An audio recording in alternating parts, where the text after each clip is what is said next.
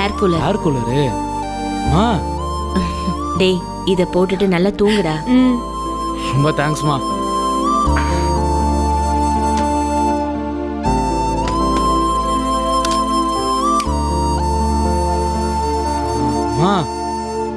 நல்லா காத்து வருதுமா. இதுக்கப்புறம் நீ நிம்மதியா தூங்கு. ஏய், தலகாணி கொண்டு வந்தல, குடுறி அவன் கிட்ட. போஸ், எப்பவுமே காலுக்கு ஒரு தலைவாணி வச்சுப்பல்ல, இந்தா காலுக்கு வச்சுக்கோ. ரொம்ப தேங்க்ஸ்க்கா. எப்படியும் உங்ககிட்ட கேட்கறதுன்னு இருந்தேன், நீங்களே கொண்டு வந்துட்டீங்க.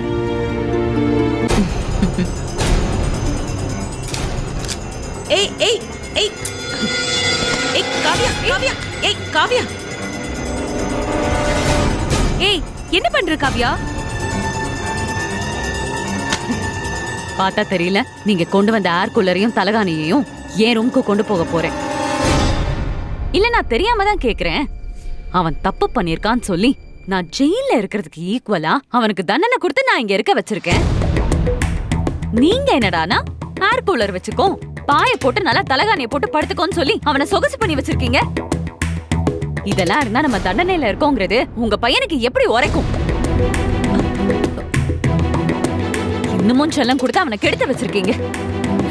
ஏய் ஏய் காவ்யா, ஏய். ஐயோ. மா, எனக்கு அவன் மேல வர கோவத்துக்கு. இங்க பாரு, பல கோடி ரூபாய் சொத்துக்கு ஒரே வாரிசுடி இவ. இவகிட்ட அடங்கி போனா உன் தம்பி வாழ்க்கை நல்லா இருக்குன்றதுக்காக தான் நான் இவ்வளவு பொறுமையா போயிட்டு இருக்கேன். அத புரிஞ்சுக்கோ. உன்னை இதே சொல்லிடு.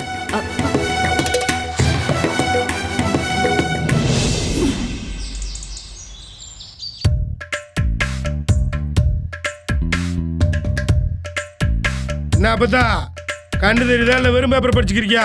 கண்ணாடி முன்னாடி எடுத்துக்கோறவா? டேய், ஓய வச்சு சும்மா இருடா. அப்படி என்ன எனக்கு வயசாகி போச்சு? வெறும் 83 தானே. ஆமா, உனக்கு அந்த வயசு ரொம்ப கம்மி தானே. அம்மாச்சிட்டு பாட்டி வாங்க போறேன் அப்ப.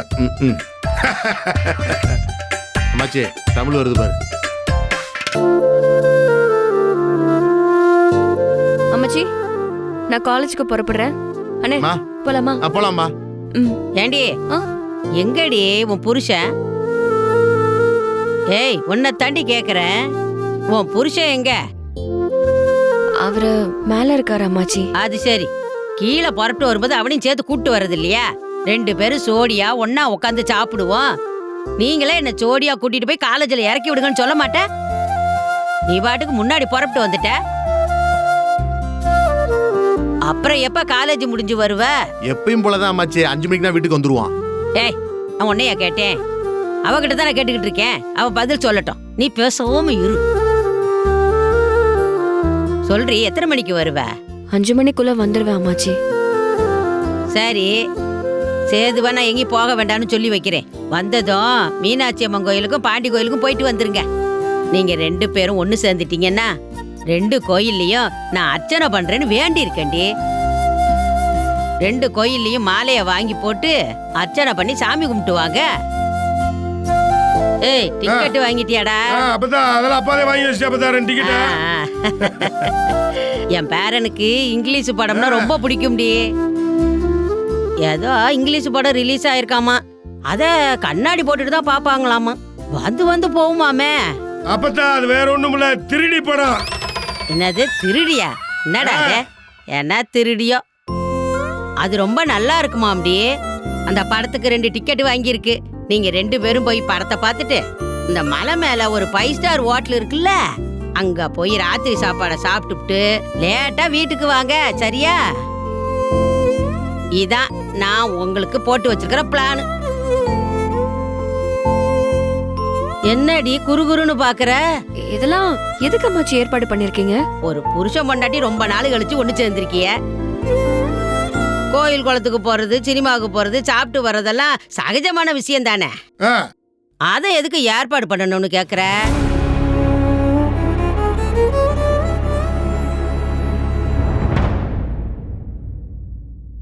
என்னடி?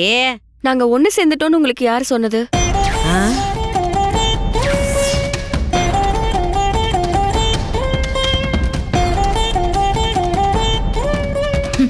அப்படி போடு அருவாள. தமிழ் செல்வியா கொக்கா? வெக்கம் மானும் சூடு சொரணைக்கு மொத்த உருவமும் அவதாமா. ஆ, நீ என்ன எப்படி சொல்லிக்கிருக்க? நீயும் சேது ஒன்று சேரணும் தானே? நேற்று உங்கள் கல்யாண நாள் அன்னைக்கு பரிகாரம் பண்ணி கல்யாணத்தை நடத்தி ஊருக்கே விருந்து போட்டோம். அப்புறம் அன்னைக்கு ராத்திரி வள்ளி திருமண நாடகம் நடத்தி மாலையெல்லாம் வாங்கி மாற்றி போட்டதில் அதுக்கு தானம்மா. நீ என்ன அண்ணன் சேர்றன்னு சொல்லிக்கிருக்க? மா, கண்ணாடியை திருப்புனா எப்படிமா ஆட்டோ ஓடும்? என்ன தமிழ் பார்த்துக்கிட்டு இருக்க? ஒரு பதில் சொல்லு. அண்ணே, கோவில்ல பரிகாரம் பண்ணிட்டா பிரிஞ்சிருந்த ரெண்டு மனசும் ஒண்ணு சேர்ந்துரும், ரெண்டு பேரும் ஒன்னா வாழ்ந்துருவாங்கன்னா இந்த ஊர் உலகத்துல கோர்ட்டே தேவையில்லையேன்னு. எல்லாருமே கோவிலுக்கு போய் 10 பேருக்கு கல்யாணம் நடத்தி வைக்கலாம், ஊருக்கு சமபந்தி போடலாம், வள்ளி திருமண நாடகம் நடத்தலாம். அப்புறம் நம்ம ஊர்ல விவாகரத்து வழக்கே நடக்காதேன்னு. அப்படி சொல்லுடி. நேத்து நடந்ததெல்லாம் ஏதோ சம்பிரதாயம், அதுல என்ன கலந்துக்க சொன்னீங்க. பெரியவங்க எல்லாரும் சொன்னதுனால நானும் கலந்துக்கிட்டேன். மத்தபடி என் மனசுல அது எந்த மாற்றத்தையும் ஏற்படுத்தல. நான் யார் கூடயும் சேர்ந்து வாழவும் விருப்பப்படல. ஐயோ அதே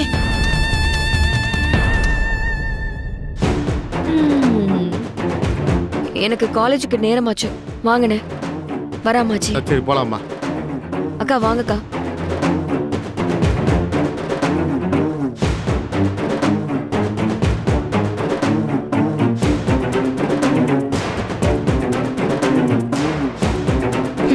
தமிழ்ச்செல்வியா கொக்கா?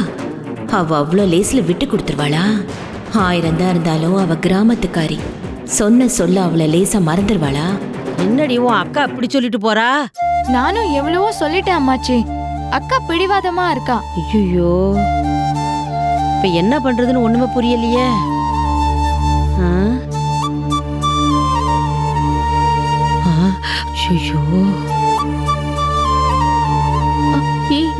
அண்ணன் வந்துட்டாருடி, நம்மள பார்த்தா கோவப்பட போறாரு. வா போயிடலாம் வா.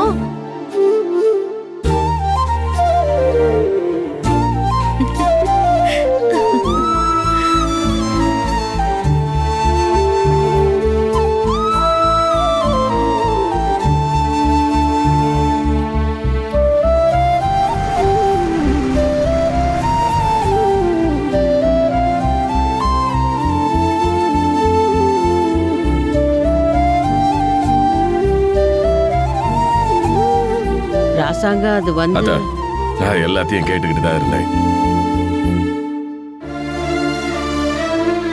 சேது, நீ வருத்தப்படாதய்யா, கொஞ்சம் பொறுமையா இரு. கண்டிப்பா அவ மனசு மாறும்.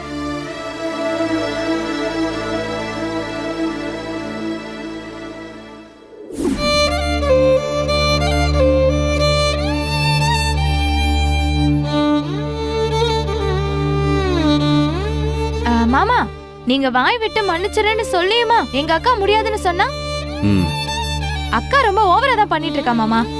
ஏய், நான் ஓவரா பேசுறதுனால தானே இன்னைக்கு ஓவரா பண்ணிட்டு இருக்கா. தப்பு என் மேல தானே இருக்கு. அன்னைக்கு நான் பேசின பேச்சு அப்படி. நான் மன்னிச்சிருன்னு சொன்னதும் அவ மன்னிச்சிரணும்னு எதிர்பார்த்தோன்னு வச்சுக்கோ. ஏன் என்னை விட கல்லஞ்சக்காரன் யாருமே கிடையாது. இப்ப நீ சொன்ன பாரு, 100 வார்த்தைப்பா.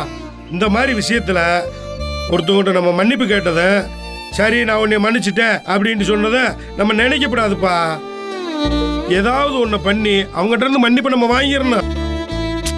மாப்பிள, தமிழ்கிட்ட இருந்து மன்னிப்பு வாங்குறதுதான் விஷயம். அதை எப்படி வாங்குறதுன்னு முதல்ல அதை சொல்லுங்க. மாமா, நீங்க மன்னிப்பு கேட்கணும்னு ஆசைப்படுறீங்கன்னா அது ஏதாவது ஒரு பிடிச்ச வகையில, ஒரு வித்தியாசமான ஏதாவது முறையில அவளுக்கு வெளிப்படுத்துங்க மாமா. அப்படி பண்ணா அவ மனசும் மாற வாய்ப்பு இருக்கு. கரைப்பான் கரைத்தால் கல்லும் கரையும்னு சொல்லுவாங்கல்ல, அதே மாதிரி அவ மனசும் மாற வாய்ப்பு இருக்குல்ல மாமா. அவளுக்கு பிடிச்ச மாதிரி எப்படி மன்னிப்பு கேட்கறது? எந்த மாதிரி சொல்ற தம்பி? அந்த பிள்ளைக்கு பிடிச்சது ஏதாவது நீ வாங்கி கொடுப்பா. பிடிச்ச மாதிரினா என்னத்தை வாங்கி தர சொல்றீங்க? ஏப்பா, அந்த பிள்ளையோட புருஷன் நீதான். 2 வருஷம் அந்த பிள்ளையோட குடும்பம் நடத்திருக்க. அந்த பிள்ளைக்கு எது பிடிக்கும் பிடிக்காதுன்ற விஷயத்த உனக்கு தானப்பா தெரியும். அவளுக்கு பிடிச்சதுன்னா அது ஒரே விஷயம், படிப்பு மட்டும்தான். அதாவ ஏற்கனவே காலேஜ் போய் படிச்சிட்டு இருக்கால. எங்க அப்பா பீஸ் எல்லாம் கட்டிட்டாருல, இதுக்கு மேல என்ன செய்யறது? அதுக்கு தான் கொஞ்சம் யோசிக்கணும்.